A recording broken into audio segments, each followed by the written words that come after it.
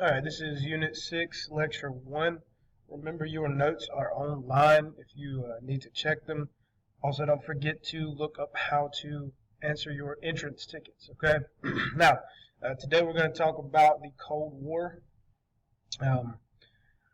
This is just an event that starts right after the end of World War II.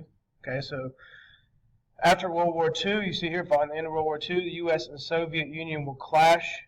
They are two of the most powerful nations following the war. Okay, most of those countries beforehand have grown weaker. France, Great Britain, especially Germany.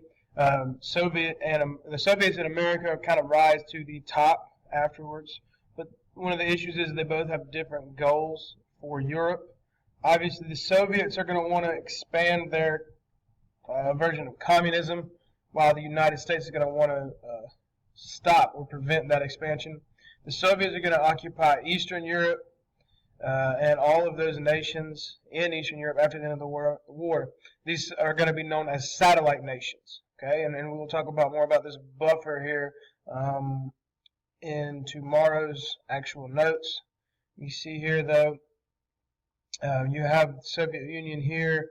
You've got your democratic countries, your democracies in France, United Kingdom, Norway, right? And your buffer nations are going to be these here that separate Soviet Union from Western Europe, okay? And do not worry about the NATO Warsaw. We will get into those later. Now, those satellite nations are the countries of Albania, Bulgaria, Czechoslovakia, Hungary, Romania, and Poland. You can see all of them here, sort of a buffer between the two, okay? Let's see here. I'll figure out how to work this thing.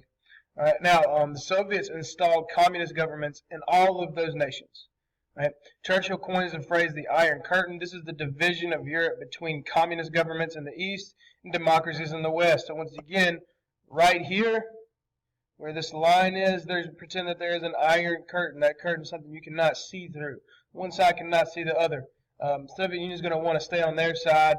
We're going to stay on ours, but one of the main goals is to prevent this red from growing. We'll talk about that as well. And we'll go over these in class as well. All right, containment. We've discussed containment in class. It's proposed by U.S. diplomat George Kennan. This is our theory of how the United States should deal with the Soviet Union.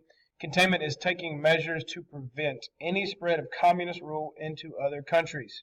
The spread of communism must be stopped. We talked about this earlier. You think of communism as a disease. And the first thing you want to do with a disease is stop the spread of the disease. In order to do that, you have to keep it contained. Containment or stopping the spread of communism is going to be our foreign policy for the next 40 plus years. Okay? Now, ways we're going to go about trying to prevent communism short of war. Right? As you already know, this here's a recap. Conflict between the U.S. and Soviet Union becomes known as the Cold War. It lasts from 1945 to 1991. So, I mean, you guys weren't born yet, but heck, I was born, so technically I was alive during the Cold War. This is political tension and a military rivalry that stops just short of actual war. Okay, so in response to this, the Truman Doctrine is developed.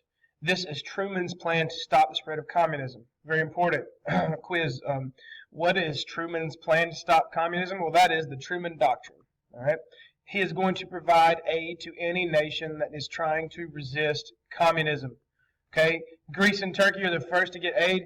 Greece was fighting a civil war in which the insurgents they were communists. They wanted to become communists.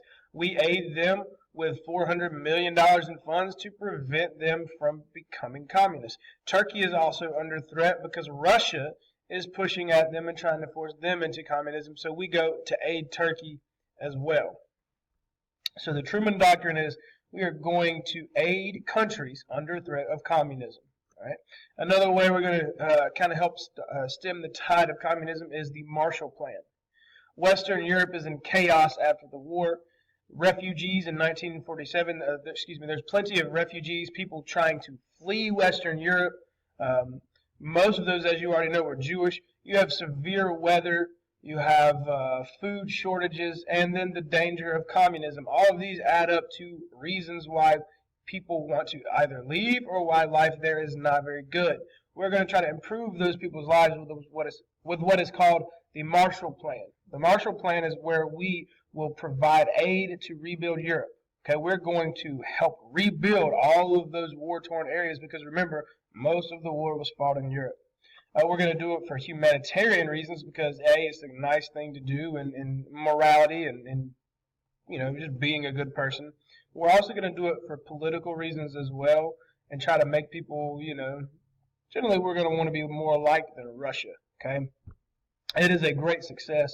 16 nations received more than $13 billion in aid, so it is very, very successful.